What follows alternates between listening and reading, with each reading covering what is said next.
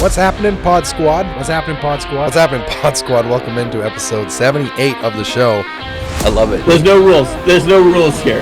We did. It was a great setup for us. Keep the podcast going. Look at us. Welcome to the Stripe It Like It's Hot podcast with your host, Cam Roberts. What's happening, Pod Squad? Welcome in. This is episode 80. The big 80, Dusty. How does that feel? Feels pretty good. Yeah. I mean, it'd be cool if it were 100. You can have me back for 100. Sure. Wait, you're the second person in the last 5 episodes to say that, and I can't remember who the other person was, so I think it was Gary Vaynerchuk. I think Gary Vaynerchuk's coming. Yeah, well. I could make him 101 if you want. Yeah, Gary can be 101. You'll be 100. That's fine. Do you see what I mean? I don't do proper podcast intros. I've already butchered it. Hold on. Proper intro for this. This is Dusty Hogate. Ladies and gentlemen, thank you for listening and watching. Dusty Hogate, and I quote, is the former founder, he is the founder and former CEO of 1023 Diesel.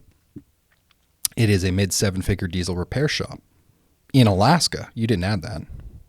I didn't add that. It was based in Alaska. Yeah. Recently exited. He exited the company in February 2024, which at the time of this recording was only a few months ago. He's currently building FerrumRed. We're going to ask about what that means. FerrumRed, that's cool. FerrumRed is a company that teaches and deploys winning communication frameworks in small businesses. Dusty Hogate, ladies and gentlemen, how are you today? Hey, I'm doing good, man. Good. You look as good on camera as you do live in Prince George. Whoa, that was random. When you live in Prince George, I think I probably told you this, people do not just drive through Prince George. Hey, buddy, can I stop by? When was that? Was it pre-winter or after winter? That was in October. Pre-winter, October, yeah. 11:40. I was working at home that day too. Get this phone call from this guy from an Alaska phone number. Hey, I'm going to be driving through. Can I come see you? Like, what? Yeah, I'll be there in 20 minutes. That was awesome. It worked out, bro. That was cool to see you. There's not many people that drive through or that come on the podcast and get to see them. So that's cool. Happened to be at this gas station. Do you know where that's at compared to you? And you're like, yeah, that's in my neighborhood. That's like next to my house. If I launched a water balloon from my front yard, I could hit that gas station. I'd have to really launch it though. And it's only because I had to pee. So it's good for something. I just think, I didn't ask you, you knew I lived in Prince. I thought I knew you lived in Canada and it's all kind of the same thing. You probably saw a sign that said 20 kilometers and you're like, I don't know what that is. 20 kilometers to Prince George. And you're like, huh. Oh, Prince George, I should phone Cam. Yeah. Well, it worked out good. It was cool to see you for a few minutes though. That is not why you came on the podcast to talk about that, as fun as that was for us. You're here because I want to know what the heck you're doing. Well, first of all, we're going to talk about what you did. We're going to talk about 1023 Diesel, which is pretty unreal cool company. Why you exited, all that stuff. And then I'm going to ask you a bunch of other random questions. Why don't you, I like the 3-minute version, which is never actually 3 minutes. It'll be like 5, but whatever. What's the 3-minute version? Who's Dusty? What's 1023 Diesel and why did he start it? Okay. 1023 Diesel is two things, essentially two companies ran under one. One is a diesel repair shop for light and medium duty trucks. Even though I'm not there anymore, still a fantastic company, and it's still ran by my ex-partner, who's a great guy. The other half of it was a international parts store, so e-commerce, and the main pain points of that are talking to people on the internet, and that was a lot of fun. So ship parts all over the world. Had a podcast talking about old trucks that nobody cares about anymore, except the millions of people who still care about them, apparently. And then we sold parts for them. So the only thing that's still operating is the repair shop now. And we actually closed last year, closed the e-commerce store. And then I left in February. Man, when did you start 1023? How long did this has been a thing for a while? Yeah, 2017 is when we started. Both my partner and I worked in the oil field at that time. So it worked out pretty good. We were rotational work. And when we were home, we would do this silly thing, like work in his garage, fixing stuff. And then eventually we did an even sillier, dumb thing and decided to quit getting paid well and go do that instead. it turns out it wasn't a silly and dumb thing, and it kind of blew up. We got pretty big. And that was cool. Learned a crap load of lessons I wouldn't have learned otherwise. So I'm thankful for it. I can only imagine businesses that start in a garage and then go to e-commerce, and like this is like your business. 1023 is like the e-commerce side was pretty renowned across North America, right? Like you had customers all over Canada, continental US. This is a big deal. Yeah. I mean, it turned into a really big name for sure. Yeah. I mean, you can find endless reasons that what you're doing is not big enough or good enough or what needs to be improved. But I'm happy with where the name went. So, Well, I want to know. I want to know the why. So, like when I started striping parking lots in a minivan, there was no plan other than let's send some invoices. Did you have a plan? Like, I realized you're with a partner, so obviously there's a little bit of like there's probably some growth moments as you both try to figure out what the heck you're trying to do. But what was the plan when you started it? So what's the best way to explain that? I actually just wrote about this a couple weeks ago. I think a lot of people envision that there's going to be a reason that they start something and that they're going to understand what it is before it turns into anything that's worth having. And it's kind of easy to look back after you've done something and say, well, of course, that's why, as though you intentionally made something that was good, completely forgetting like how ignorant and stupid you were when you started it, including me, was one of those people. So it all started because I was very interested in this specific like era of trucks, the 7.3 Power Strokes, for any of you that are into those things. And in Alaska, there was really no way to source just OEM parts for them, and other than from dealers who, as everyone knows, charge like massive markups or whatever. It was unreasonable. And so I started, because I just like the trucks, I started just keeping parts in a spare bedroom up here, and then selling them to people in the community. Terrible business model because I sold them at 2% above what I paid. But that wasn't the point. The point was I just wanted the parts up here and some way of justifying keeping them around to my wife. And that seemed like a good way of doing it. At the same time, I also was really interested in making those older trucks perform better. And so as a former, I grew up as a farmer, a lot of times without power or water or anything, not into technology. And then as an equipment operator in the oil field, decided I was just going to dive right into programming those trucks, which is an incredibly dumb thing to do. But I did it anyway because it seemed fun. Why? Why is it dumb? Well, because it's like, it just was not even close to any interest that made any sense. It wasn't actually dumb. It seemed dumb at the time. It seemed dumb now looking back to what it was like at the time. How about that? That makes sense. And it ended up getting pretty good at programming those trucks, and kind of got a local name for being able to write programs for them, and then also selling parts for them. Through that, met up with my partner, who became my partner, I should say, and he was just fixing trucks in his garage at his house, and he's a phenomenal mechanic. And then probably about a year into just working together, like him buying parts to fix trucks, and he kind of became my biggest customer. I became his supplier, and we decided hey, we should just do a thing together. And so we started 1023 in the fall of 2017 in his garage at his house, both the e-commerce side and the repair side. And so I would set up a laptop to build our e-commerce side from one of his toolboxes in his garage. That was my bench in my office, and then step outside to take phone calls because he's noisy. And that we grew that to, I think it was probably around, the e-commerce side was around $1 million a year from there before we moved, maybe just under that. And so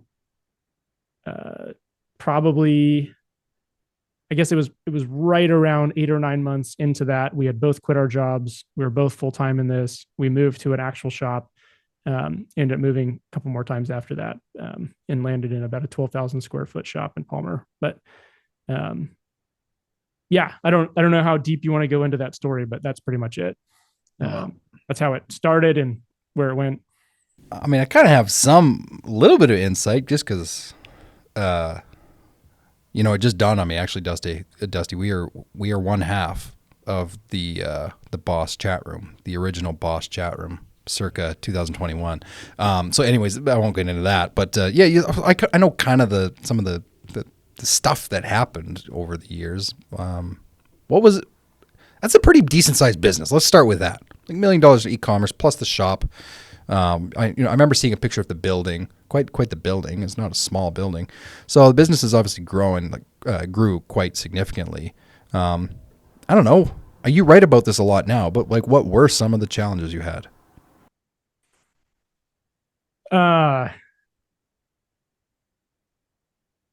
Those are endless, and those are the things that I'm writing about now because it's really hard to answer that just on the fly. I'm not a storyteller, so one of the biggest ones that we had was because of early choices we made to not just program older trucks, but we decided to get into programming newer trucks. Not only that, we also decided to start selling and installing emissions removal equipment because that's what people wanted, because these trucks fail all the time. There's a lot of, I'm sure the people that listen to this podcast that drive modern diesels know there's all kinds of emissions problems. And so everyone wants them removed. And so one of the, just a tiny part of our business was that for people that wanted it. And that landed us in the crosshairs of the federal government, which led to about a 2-year federal investigation into our company, which was so much fun. I mean, it was a civil thing. It wasn't like a criminal case or anything, but it was still 2 years of hell and a lot more money than I thought I would ever pay in legal fees. And then we ended up paying at the end about a $65,000 fine. I think about $100,000 in legal fees, something like that. And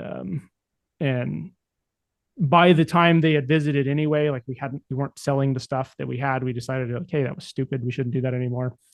But it didn't matter. Like those are hard lessons to learn. And it's really easy to look back on those things and go, it's like, yeah, I definitely shouldn't have done that. But when it's what everybody is asking for, and it's like, that's a service I can provide. And I'm sure that we're untouchable because young men just believe that they are.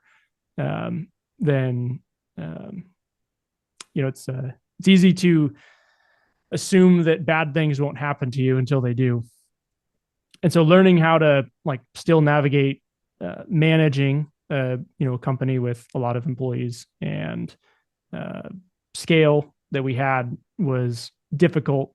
And it was pretty emotional because there's no certainty when the federal government comes knocking what the end result's going to be. Absolutely none. And so and I have a tendency to just assume that the worst thing possible is going to happen, which is it's a good thing to have sometimes. It's pretty draining when you are actually in a predicament. And so at the end of the day, though, I'm really grateful for it. It's probably one of the most important things that happened because not because it taught resilience or anything else. It made me take a step back from pushing really hard on stuff that I shouldn't have been pushing on, and stop breaking things, like moving fast and breaking things that I probably shouldn't be moving fast and breaking, which had been kind of our mindset, or my mindset the whole time, which is like, I'm just going to push things as hard as I can. That's how you get to something that's big as quickly as possible, without taking into account the stuff that you should have learned, or just learning the wrong lessons from everything, which is also what I am prone to. And so that made us take a step back and go, what are we doing? Why are we doing it across the board? And came up with a pretty clear picture on how to keep this thing running moving forward, which it is now. And it's awesome. But through that and through a bunch of stuff I learned along the way, I just decided it was not time for me to be there doing that, like this place, that business with those people anymore. And when I left, it was like when we made the final decision to like close down our e-commerce store last year, which is the thing that I had been operating mostly the whole time. Like I kind of was the face of the company and I pushed everything forward, and I did all of our marketing and all of our development and all that stuff. And like my team, like under me, did all that. And my partner just focused on growing the shop. That's mostly what he did. It's a really weird thing to build something that's big, that, and like just the amount of people that knew who we are. I mean, hundreds of thousands of people knew who we were, or do know, like the company name. And to just go, like it felt wrong to say this isn't for me anymore. Like I'm doing the wrong thing to leave, which is a really weird thing to deal with. Because you push so hard, right? Like you push, and all of a sudden you decide not to push anymore. That's weird. Yeah. Yeah. And so there's so many like so much like weird emotions I didn't think would come along with that, that were kind of strange to deal with. And then like I don't really know what to do. And after I left in February, I decided, I was like, I'm not going to do anything. I'm not going to decide what to do. Just make zero choices, because otherwise I'm going to just dive into the wrong thing again, and not just dwell in the lessons I should be learning from this and reflect on it, from everything that happened for the past 7 years. And so all of this spring was just like, and I don't know, I guess probably a lot of the people listen to this, I'm assuming they're mostly business owners, probably have been doing it for a long time. And when you are the person who pushes things and makes them work, it's really, really hard to just say no to absolutely everything and do nothing. Like that's a difficult thing to do. But I also knew that it was like it has to happen. And I'm glad that I waited to decide to do anything or build anything, or for at least I made it 3 months of doing nothing. 3 months is a long time to do nothing. Bro, I can't imagine sitting around for 3 months. Not sitting around, but yeah, just not having a clear thing to push for 3 months. That is an eternity. Yeah. But I learned how to climb mountains in the winter and all sorts of fun stuff. That's like I don't know what else to do with my. Oh yeah, I remember your Facebook post. We were like, "Hey, does anyone know how to teach someone how to ski who's never done it before," or something like that? And I was like, "Oh man, this guy, he is like, he's cleansing the soul right now. He's getting it out, dude." Skiing and hiking and anything you can find to do outside, I was doing just to fill time. But yeah, along with that was just like learning how to write. Another thing, I think probably the most important thing that I can see as the future for me is learning how to communicate. And so one of the things I dedicated to is the one thing that I said I will do is I'm going to write, and just write about just learn to write. It really isn't about anything specifically. It was like I know that there's no way to have. It's really hard to have clear thoughts that make sense, that you agree with, if you haven't learned how to write them. Like if you have a clear thought, you think, and then you try to write it down. At least for me, maybe this isn't the case for everybody. If you write it down and it doesn't make sense, and it's like, is it a good thought? I don't know. And or just even speak it. Like if you like say it out loud when you want to say something, like, does that thought make any sense at all? And then you say it out loud, or record it, just like record on your phone or something, and then listen back to it and go, no, that was stupid. That was definitely stupid. Or it wasn't complete. Like maybe I don't even agree with something I'm mad about.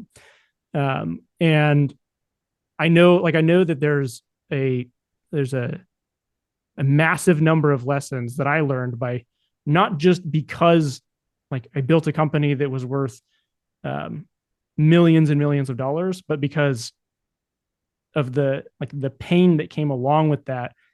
And a lot of it that wasn't even necessary. and I never learned how to write like well. So I did commit over that time that every single week I was going to send out a newsletter. And it was for literally no one but myself, and a way to commit to something that I knew needed to happen. And that was suck at writing for as long as possible until you stop sucking so much. So I do write about a lot of that stuff on my newsletter, and I will continue to, because it turns out when you continually do something, or when you repeatedly do something that you're not very good at, for an audience, it requires you to get better at it, and you do get better at it. So I'm like where it's going. I have so many thoughts. It's not about me though. I'm interviewing you. I'm going to give you two quick ones. Number one, we're going to talk about the newsletter in a little bit. No, we're going to get to that. Just so you know, I was showing Matt before we drove over to the studio here. I was showing Matt. I was like, man, you should be reading Dusty's newsletter. And I showed him one of the most recent ones. And he's like, this is good crap. And that's exactly what I told him. I was like, you should read this. It's good crap. So I'm laughing. I laughed because you said something. I don't know how much you are like me. I'm a pretty self-deprecating dude. I'm like, hey, I probably suck at that. When you say you suck at writing and communicating, your ability to get a simple point across very efficiently is it's quite something. And in fact, I've collected some of your thoughts, which I'm going to share with you a little bit later. Hold on. I want to get to FerrumRed. I want to hear about this. Before we get to FerrumRed, I want to talk about the exit specifically, because that's weird. Little funny, bizarre story. I don't know what possessed me, but I went at Pavex, one of the pavement events there. I can't remember where it was, Texas, somewhere in January. I sat in one of the seminars. Oh, sorry, it wasn't Pavex. It was the event that they did before Pavex, the small one called Ignite. That's right. So it was a small room, like 80 contractors, and some of the some of the OGs, like Esso Brothers were there, like some of the big heavy hitters in pavement. They got like 80 of them into a room. It was kind of cool. And one of the panels was about business planning and succession. And I remember looking at the agenda and going, I'm going to like sleep through this one, because I'm 33. Like I'm still building. I'm not thinking about the exit. But I'm not going to lie. Some of the stuff in there was like, wow, phenomenal information. And yeah, I do need to start thinking about this. I've never even thought about exit planning, anything like that. So when did that thought start for you? When, like, the idea of maybe I am going to leave this thing that I started in 2017, and what did you do to get the ball rolling? Well, it's going to be, yeah.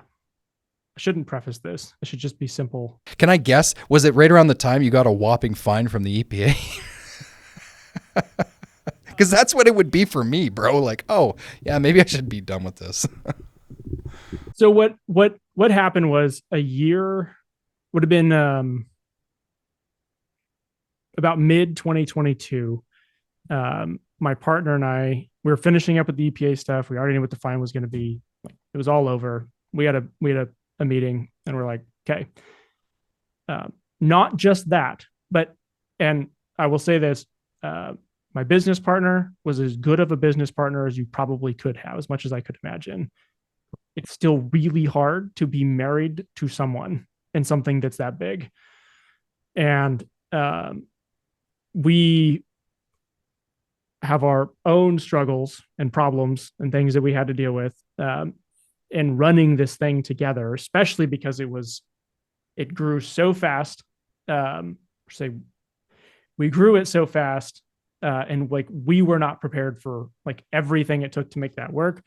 And so, and any partnership like that, especially if it's that close, when you say found something together, is like you are married to that person, like just almost as legally as if you're married to your wife. And so you are like, when you leave, it's essentially a divorce. Only the good thing is it's a divorce that hopefully both of you want. And in this case, Robert wanted to keep the company and I wanted to leave. So instead of selling it in the marketplace to somebody else, he wants to keep running it. I don't want to run it anymore. But in 2022, we sat down and said, here's everything that we need to fix. And then here's everything we need to fix as partners. and agree on like structure and planning and all that stuff. And here's stuff. There's the bug again, by the way. You'll get them. And we just set a 12-month deadline, and we said we're going to meet every week to discuss these points. We're going to meet every month to discuss the overall picture. And if we get to the end of this and we both agree that we don't want to continue running this company together, or either one of us decides that it's not something that we want to do anymore, either as partners or separately, then we will close the opposing side, and whoever wants to stay can stay, whoever wants to leave can leave, or we'll sell the whole thing off. But we'll decide in a year, based on our conversations over the next year, what we're going to do. And so we basically set out a roadmap. We did everything we agreed to do. And at the end of it, we were both completely in agreement that it was my time to leave and he wanted to stay and he wanted to buy me out of it. And I guess really, like, I started thinking about it a million times. You think about not doing the thing anymore when it's hard, but actually thinking about it about a year before I left. But having a pretty clear picture ahead of time of what are we going to do for the next year, which that alone was a great lesson anyway. Like, especially for partners, like, you should learn to communicate, and maybe communicating is learning that you both you shouldn't work together, which doesn't mean that one of you is right and one of you is wrong. So for us, that's what it was. We set out a plan. We did what we said we were going to do. And then at the end, we decided we didn't want to do this together anymore. Again, I have nothing against Robert. I think he's fabulous, and I think our company's great. He does an amazing job running the shop. I think I did a really good job running what I did and building it to the point it was too, but it just wasn't for us to keep doing this together anymore. The time was up. So at that point, we agreed on a price and a timeline and all that stuff. So makes sense. Okay, yeah. So decent amount of time. Were you in business for yourself before this company? Yeah. I mean, I was selling the parts out of my spare bedroom. It was legally a business, but it was not really. Yeah, okay, fair enough. So this is the first like major business, certainly like 7-figure business you've ever ran. It's interesting. Like, I just think it's interesting that you said that you just knew that it was, because on one hand it was still growing. Like, you could still be there right now, I guess is what I'm thinking. You could still be there right now, putting your pedal to the metal, e-commerce, pumping it out, maybe not doing the, emission delete stuff, but whatever. You could still be doing a ton of stuff. But you somehow decided, I think that's impressive, because it's not like you had this vast experience of business, for yourself to go off of, to go, maybe I should do something different. You just knew. Yeah, which sounds weird. Yeah, I hope that I'll be able to explain that, like, factually sometime. I don't even know if that's going to be possible. I think you're cutting yourself short. No. You've done it in the newsletter. Like, there's specific. I have things on my side of my monitor. I'm going to tell you that tell me you know more than you're letting on. Yeah, maybe. I guess that's always a good place to be. We'll let the people judge. Yeah, the people can judge nicely, though. Of course. What time is it? Okay, 30 minutes in, or not quite, 28. What's up, Pod Squad? This episode of the show is brought to you by our friends at MightyLine Floor Tape. So, true story, our company started using MightyLine. We found the product like half a year ago, 2023, we found it, and we started using it, and I was blown away. The product is incredible. And so many of us in the striping industry want to do interior striping, but we also know that interior striping on concrete usually does not work out very well. This is a fantastic solution. If you have customers that want safe walk lines or customized floor decals, check out their website on MightyLine. It's incredible. They have an awesome portfolio of stuff. And if you've never tried the product before, head to the website, let them know that you got the info from the podcast, and they will actually send you a free sample box. Check it out, MightyLine Floor Tape. We are so grateful for them to be sponsoring the podcast. How much time do you have? Oh, like I don't actually set a time limit on this thing. I just keep it like most of the time it's like 30, 45 minutes, but I can already tell we're going to go 60 with you if that's okay. It's not even a thing. And if I didn't have a coffee date after, I would totally go longer. But I got to meet a guy after. So, but that's not why we're here to talk about that. We're talking about FerrumRed or Red Ferrum. Okay, we can talk about FerrumRed. FerrumRed. What the heck is this? How did I not know about this? Was this in the newsletter? Nope, not yet. That's why I didn't hear. It was like I saw it on the thing. You're like, I'll talk about FerrumRed. I'm like, what? Talk about what is that? What is it? So, FerrumRed is what I am building now, and I'll tell you the big picture. So, the idea of FerrumRed specifically is deploying frameworks of communication in small businesses. So, for example, one of the biggest problems that a lot of companies face, and I see this every time I go to a dentist or a chiropractor or a store or anything else, is that I have no idea what to expect when I deal with you.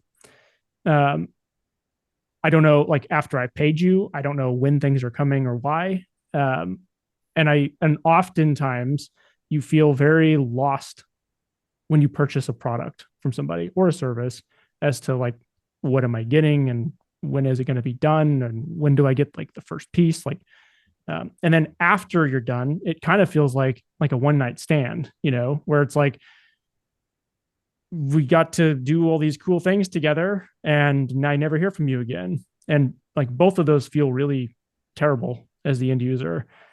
And it's usually not the intent of the provider to make people feel that way. It's just that, we do our thing with lots of people. So we move on. And so the two parts are this. One, I want to teach the communication framework for free. So we're building out courses, not going to charge anything for them. And that'll just be all public. Anyone who wants to like learn what it is that we're doing, I'm just going to put it out there. Because really it's not, in order to provide a service that's good enough for someone, it's going to be pretty expensive. It's not possible to provide integrate a really good communication plan with training for cheap. And so it won't be for small companies. And the best thing that I can see is, and this is, the idea of it, I think was kind of born out of like what Alex Hormozi does, which is like, giving away that I'm going to teach you how to do this thing. And then we're going to get you to a point where hopefully we can work with you when you've learned enough that you can get to the point where like you would need a service that we offer. And I think that's a great way to do it, is like give away the secrets and sell the implementation. And that's the idea. But practically it's just teaching, if you're small and starting out, teaching people how to like think like the person you're trying to serve. From their shoes. And a lot of that is going to be through my like personal newsletter. It's a lot of stuff I think about anyway. And I've been thinking about how to brand that, which we just announce everything on your podcast, Cam. Go. Accident. It's Leaving the Ladder is what we're going to call it. It's going to be the podcast. It's going to be the newsletter rather than just being my name. And that is, in almost every industry with people that think that they want to be an entrepreneur. We often think that somebody ahead of you got where you want to go, and then they pulled up the ladder behind them because something changed. And it's like, maybe that happens. I mean, if you honestly believe that, then you're not going to get where you want to go anyway, because you just assume that the way to get there doesn't exist anymore. And it's like, okay, fair enough. If you believe that, then stay where you are. But I can't tell you what's going to happen because things change all the time. What I can give is the instruction guide along with the roadmap that I had to get where I was. So if you do want to go down the path I went down, I can teach how I got there. You just talk about it in a way that's actually practical. And so both from just like a thought project standpoint and from a practical implementation of communicating with customers. That will happen for free on like my newsletter and podcast. And then the actual implementation is what FerrumRed is, which is we'll sell the service of actually implementing like a communication framework, which by the way, that may be stupid. I have no idea. Ferrum is just the periodic table iron. That's what it stands for. Nobody seems to know that, so it might be a dumb name. The reason we chose FerrumRed was because red iron buildings are generally they're like the concept is a quick to assemble structure that's also easy to modify and is to your needs and is very sound. And so that's what a red iron building is, sort of what that means.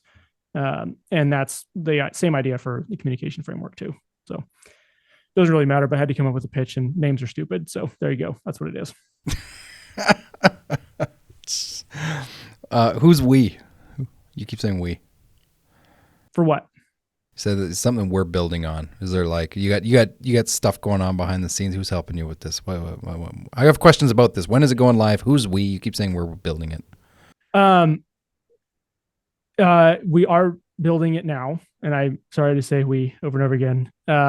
And right now it's just building the structure of exactly how we're going to do it. And we have a bunch of clients that we're working with to decide on what that. It's very difficult to launch something that's going to be worth having in a short amount of time. And it's like, even when you know what you want to do, it's still really hard to make the correct offer for the right people. And so we're sort of taking a slow approach of just, we're going to build this out for as many people as we can to figure out exactly how we're going to make it effective at building this out for other people. So yes, there is a we, very small we, and hopefully someday it'll be a big we, because there is nothing that I would love more than to, every time I go to buy something that I want, to feel like I'm important to that company, whether like there's nothing that would make me happier. So one of the cool things this summer, I'll tell you this, Cam, I decided to spend the summer in your world, and didn't break my contract with myself of not doing anything for a while, because I grew up outside on a farm and working hard with my hands. And then I spent like about 8 years, almost 8 years, essentially just in an office and on the phone and doing computer things. I was like, man, I need to go work like hard outside. I just need to. I feel like it's the right thing to do. When you get to a point, and it's a weird thing to grapple with, but like where I'm not working for the sole purpose of money.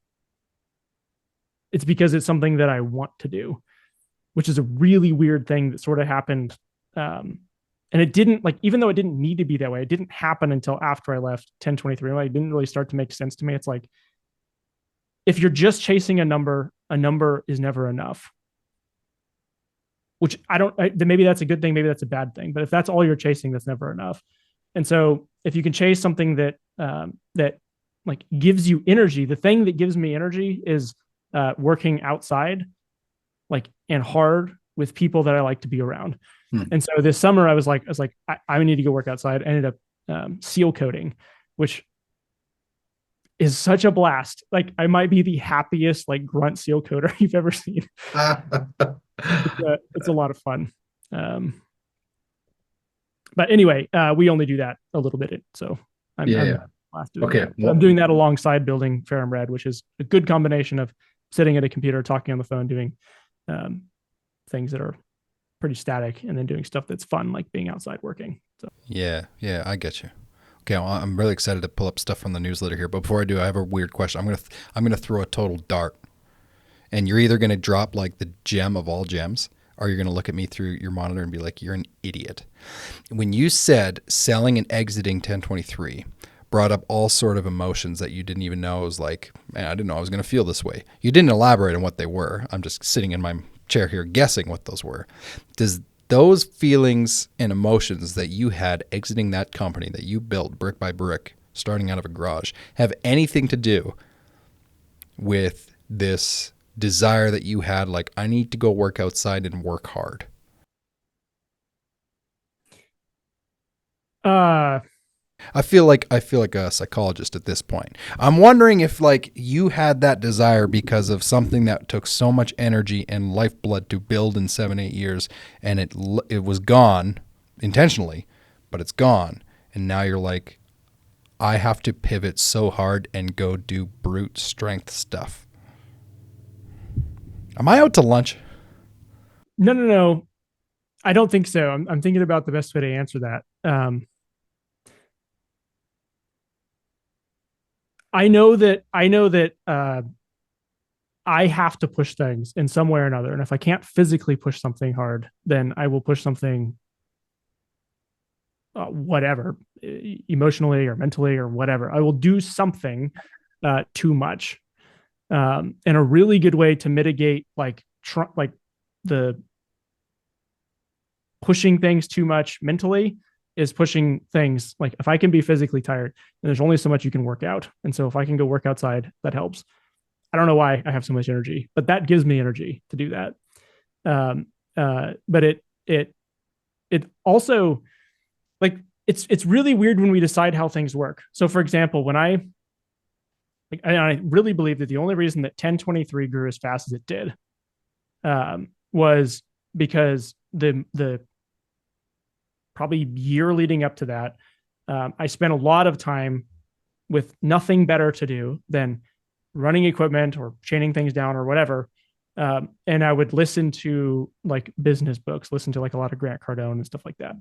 And so it's just always just churning, not having any practical knowledge about anything, but like, what would I do if this thing happened? So it's like, you're already kind of prepared for opportunity at that point.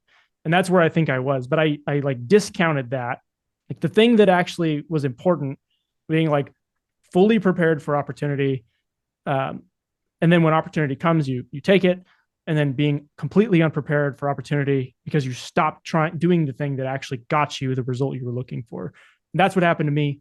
And I think I discounted that, and I intend not to do that again. And so one aspect of like, just like,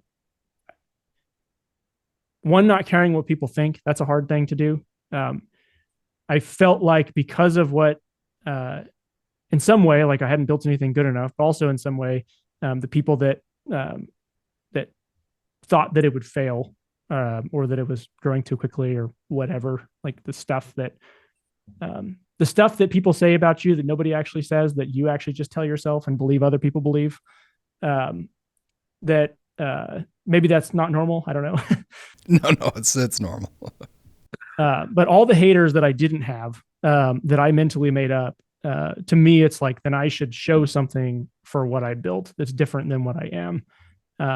And part of that was like, well, I should probably go from this to like some sort of like low level executive job or something that makes more sense instead of seal coating. You know what I mean? And I'm not dogging on seal coating. I'm not. Yeah. But like moving to the very, like what you would do out of high school as a grunt, like low level, like least seniority employee, seal coating. Like that was like, I can't do that because that's not who I think other people think that I should be, even though no one's saying that. And so one like huge mental block of just like not giving a crap what other people think, because probably no one thinks that. And if they do, who cares? It's an easy thing to say. It's a really hard thing to deal with.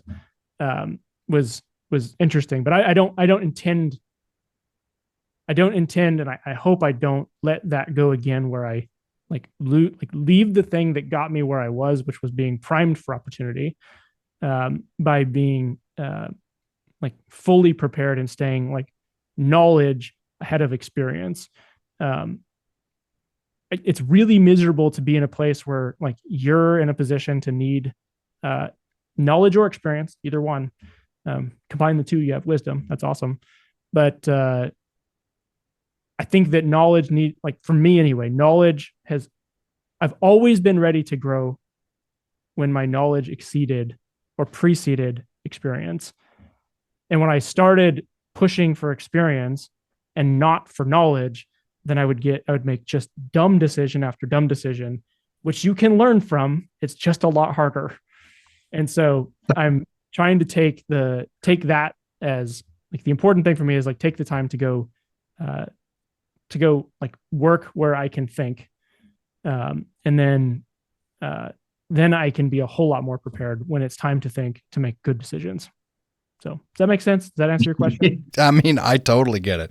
Yeah. And if that doesn't make sense to anyone listening, go read the newsletter, which we're going to talk about right now. Yeah. Okay. So I have things. I have read every single one of your articles, and I have hand curated some of my favorite one-liner or two-line pieces of wisdom. So I'm going to call this segment "What the FerrumRed are you talking about?"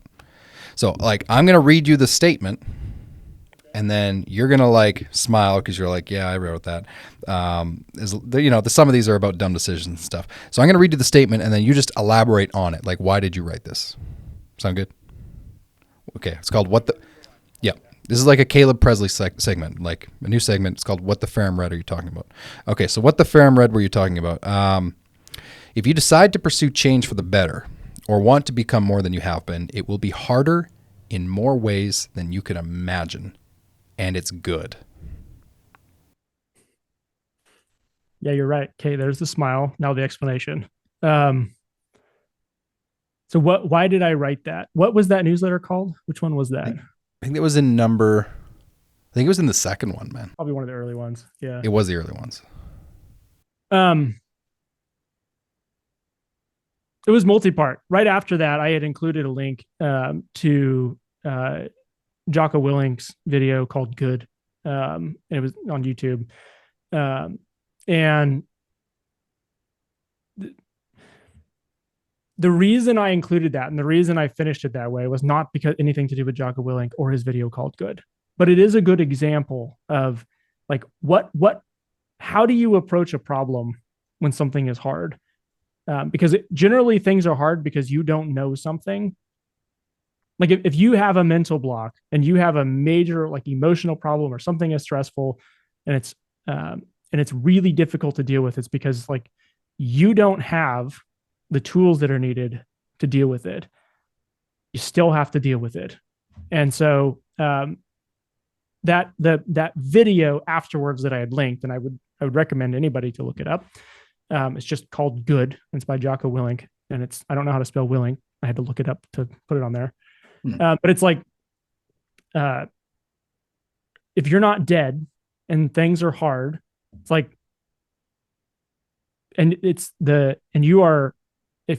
his stuff is all military. So it's, if you're beaten down and everything has fallen apart around you, but you still have breath in you, then you can deal with it. Like good, because you're still breathing. Like you can keep going. And that's like, sometimes that's needed. Like if you are in the fire, sometimes that's needed. But really at the end of the day, it's that you don't know something that you need to know, or you can't do something that you need to do. And, at some point, we all are going to die. Like it's going to happen no matter what. And it's a really weird perspective to have, but I think it's infinitely valuable when you can say, no matter what I'm going through, it's something that I need, that like, one, I'm going to learn from this. If you can say that right now, while it hurts, then you can come out of it prepared for the opportunity to learn from it. And then I would add to that, and I would say that if you can then communicate that back, and for me, that's through writing, then it's like awesome, because not only can you avoid situations that would have been hard, you can look back you can see stuff that's coming up and avoid things that would be problems, but you will never avoid things if you can't appreciate what you're going to learn from what you're going through right now. And so I think that more than like the outcome from that, I would say the most important thing, and the reason I wrote that, was like acknowledging what you need to acknowledge, which is that the thing that hurts right now, if you can acknowledge it, that it's something you can learn from, is the thing that will make you learn from it. And that's hard to do. It's really hard to do. Can I give an example? I would love an example. Yeah, go. And this is what the first like podcast will be about. That's not launched yet. I just recorded them. We're going to get it launched. Don't worry about it. Maybe I'll give you the links to post later, or just follow my newsletter and I'll write about it there. But the most recent one for me was like learning how to write. And like we kind of touched on that earlier. Like I don't read. I haven't read books for a long time. At best, I'll listen to them because I'm dyslexic. And that has gotten worse the older I've gotten. Like I struggle reading super hard. It is really difficult. Also can't write. If I've ever texted you or I've ever emailed you or you've seen anything I've written on Facebook or anywhere else, it's like, bro, nobody can even read what you wrote. It is so full of errors. And it's like, okay, well, I can joke about it. That's fine. But at the end of the day, I feel pretty bad about it. And then I don't do it. And I also know that the best way that I can learn how to communicate is through writing. And the really cool thing about when you start something like that is if it's writing, if it's videos, if it's your podcast, if it's your business, if it's a new way of communicating with your employees, whatever it is, you're going to suck. Like it's going to suck. The really cool thing is if you start sucking now, like it is the best time to suck because no one cares. And best case scenario, if you learn from it and there's no one here listening to you now, by the time you've done it, 20 or 50 or 100 more times for a purpose, which is to get better and improve the lives of people around you and your own, then you're going to improve it. You're going to have to, because there's nothing worse than sucking and not getting better. Then by the time you actually can communicate better, or you can make a better video or make a better podcast, or your job, you can communicate better with people, or you can stripe better, or you can, whatever your job is, whatever your skill set is. By the time you are better, more people are going to hear it because you have time on your side, which is you've been doing it for longer, and you have skill that you didn't used to have because you did something that you sucked at despite sucking at it. And so like more people will be there when you're better. But you won't get there if you don't do the thing and just suck at it. Oh, well, And so that was the point of learning how to write, like despite not reading and despite sucking at writing. It takes to write 1,000 words. It takes me an average of 8 hours. Wow, bro. It is hell. Like it is so hard to sit there for 8. Some are like 4, some are like 8 or 10. But I might have an idea and throw it out 50 times before a thought that actually makes sense and is worth keeping stays. And there are times where it's like, there is nothing I would rather do than I probably can't say that on Zoom. I want to off myself rather than write this stupid thing right now. But the thing is, I knew that would happen because I've tried writing before and I didn't do it for 29 years because I sucked at it. It's like, I'm not going to get better and thoughts are not going to make any more sense until I figure out how. So I'm just going to do it anyway. I'm not saying that to be like, I'm better than you because I can do things that I don't want to do. Like I'm telling you, acknowledging that it was going to suck and doing it anyway is the reason that it got better. And the reason, I appreciate that you enjoy the newsletter. I think that it is better. And I think that because of the amount of time going into it, I think it is going to turn into something that's it's worth doing. But it's not easy. Maybe it's easy for people that are good at writing. I have no idea. But acknowledging the fact that it's going to be really hard and doing it anyway. And because that you can't not suck at it until you just do it and suck for as long as it takes. And that was, I think, probably one of the first times where I before I did the thing, said, this is going to suck.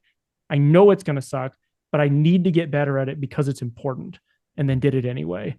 And this is and I think it's worth it. And I thought it would be worth it before I started it. I think it's worth it now.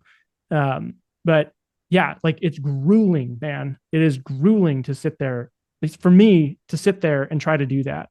But I do think it's worth it. And I do think it's improving. It's been, you've said like 18 or whatever newsletters. We're like 18 articles. Yep.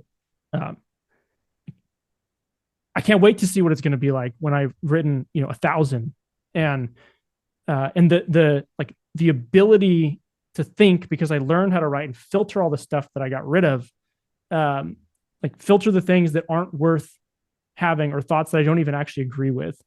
And the experience that comes from building something that's hard. I think that those two together are going to make all of this worth it. It's just going to take time. And I genuinely think that's probably the most important lesson that I've learned, is just that, like, cool, decide you want to do something and be okay with sucking at it. Yeah. Do you know how much? Well, I know you know how much. The amount of correlation of everything you just said to running a business is crazy. Crazy. It's going to suck when you hire people to do stuff and they're not as good at it, and they're going to suck at it. Yep. They ain't going to be as good as you. They maybe, if you're lucky, they can do it like 80% of the way you can do it. That's going to suck. It's going to suck when you sell a project that you don't really know how it's going to go. You're going to be uncomfortable and you're going to hate it. And you might suck at it. And you're going to get it wrong. Yeah. You're going to lose your butt on jobs. Man, do you know what's great when you lose your butt on jobs? You get one of these fancy cameras that Matt has, and you film yourself, and you go, "Hey, we screwed up a $30,000 job," and then people comment on your YouTube video about like, "You're an idiot." It's the best. I highly recommend it. Now I know that I'm an idiot and I won't do that thing anymore. Got it. Yeah. Here I thought I was doing something good by sharing the story of how I was an idiot and how I screwed up a $30,000 job. Turns out that disqualifies me from running a podcast. But anyways, that's neither here nor there. Wow, man, that was good stuff. That was. I'm only going to ask you one more. What the FerrumRed were you talking about? I'm actually going to blend two quotes together because they were in. They were in the same article. It was also one of the earlier ones. I believe this one was article 4. I'm going to blend the quotes here. When a problem seems too complex to solve, with the tools and knowledge you have, there is a good chance that you are too close. And then hypothetically, it was, why did my partner, or you could substitute anyone else for that matter, why did my partner who knew nothing about the problem come up with a good solution that an entire team who did not understand was unable to solve? The answer is simple. He was far enough away to see the whole picture. What the FerrumRed were you talking about? You like that? We're on to something here. Yeah. So the whole premise of that whole thing, I think that one was actually 3 parts. And it was, I think that was the three types of business problems. It was like trying to figure out how many problems, how many like types of problems could there be, and could you identify what they are? And it was, in that case, it was, how do you either don't have the knowledge and tools to deal with it, and then you just have to gruel through the thing until you do have them. And the second one, I actually don't remember how I labeled them, so now I feel stupid. I don't have it in front of me. Okay. The point with that, though, was this. Robert, my business partner, in that specific case, I was pointing out a time when like my whole team were trying to figure out shipping, like getting accurate shipping cost. And it was like, man, we had designed, like, every day we are dealing with people that are like, somebody places an order, it's like, boom, lost her butt on that order. Somebody placed an order, lost her butt on that order. Somebody placed an order, lost her butt on that order, because the shipping cost is eating up all the profits because our site wasn't calculating it right. And they were in Oklahoma, and the thing was shipping from Texas instead of from Georgia, and like, whatever. It's like I can find like this whole matrix of reasons why this whole thing doesn't work. And so that's where our perspective was like, we see problem. We're on the front line seeing it every day. And then we're like, okay, well, how do we take like all the, like, look how, like, because we're smart people, we're going to track all of the things that were problems. Like, it's that the package may or may not ship from 10 different locations, and it may or may go to like an infinite number of thousands of locations. So maybe we can like quadrant them or like put the like states in eights. And then we can say, well, we can make rules based on like tracking inventory from all these different warehouses. And we can build the software to sit in the middle and come up with the prices. Like it was, it's like, because we were right there and like, I see the problem. And in this particular case, it was like, my partner, like after I explained all this to him and showed him like how it was like, man, it's going to take like 4 or 5 weeks just to like design some software that's going to do this thing. And we tested all this stuff or whatever. And these are all the points. And he just kind of like looked at me like I was retarded. And he's like, why don't you just take the average cost of just take all the shipping cost, take what the average is, and then just charge that to everyone.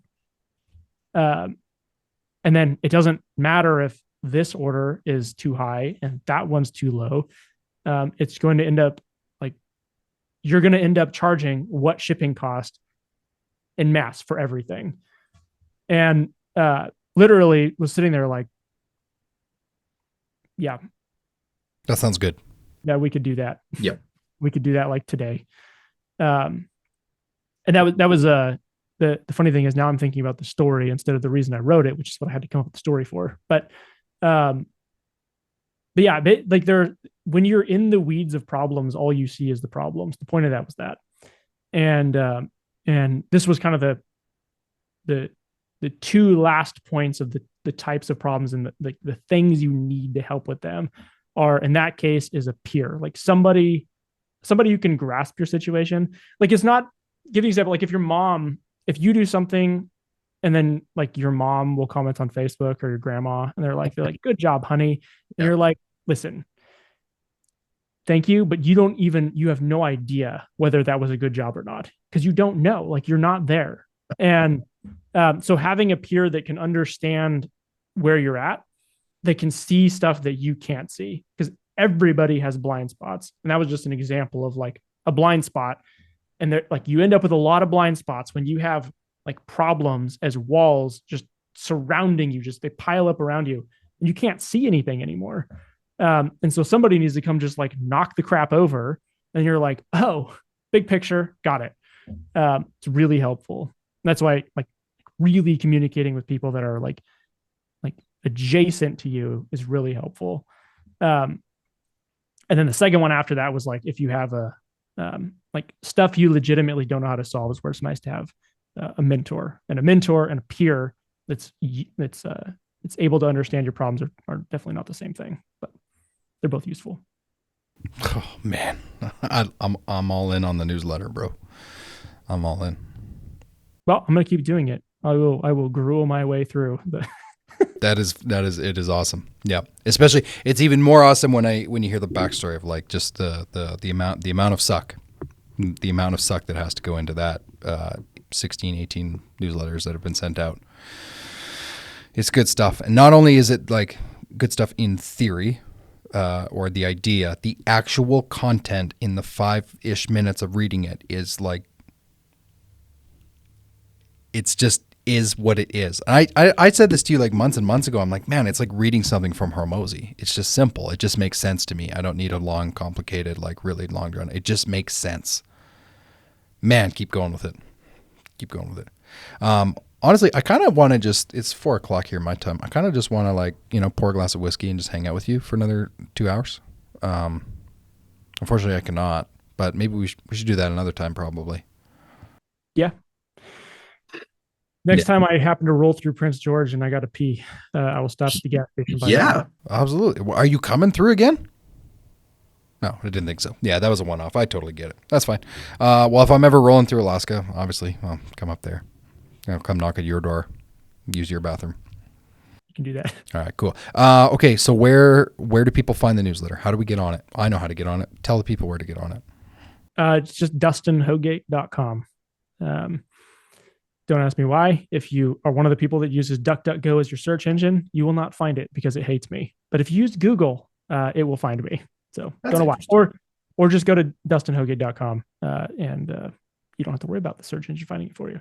There you go. Just type it in. I wonder if DuckDuckGo is like onto the EPA thing somehow, and it's like blacklisted you. It's got duck in the name. It's probably a coalition of like duck favoritists that are like, no, blacklist this guy. Yes, I'm sure that's what it is. 100% it is. Okay, go. Yeah, DustinHogate.com. I send out the newsletter. There's no ask. Doesn't cost anything. I don't need anything from you. If you think it'd be useful, or if you just want to make fun of me, you're welcome to join it there. No, it's useful to the 250 people who will listen to this. It's useful. Releases of anything else that's coming out, like the podcast, which is coming up, which is going to be the expanded. I guess I should have just called it "What in the FerrumRed," just for your sake. Too late now. The Leaving the Ladder. The newsletter will be renamed to Leaving the Ladder, still on DustinHogate.com on my website. That's the name of it. And the podcast will be that too. And the info on when that's released will come out through the newsletter if you join. So DustinHogate.com, you can find everything there. Bro, you rock. Thanks for coming on. This was a treat, and we will run it back at some point. Cool. I look forward to it. We can talk about you next time. No, thank you. I did that for the first like 22 episodes of this podcast. We're not doing it again. No, we're good. That's hard to do. All right. Thanks for coming on, bro.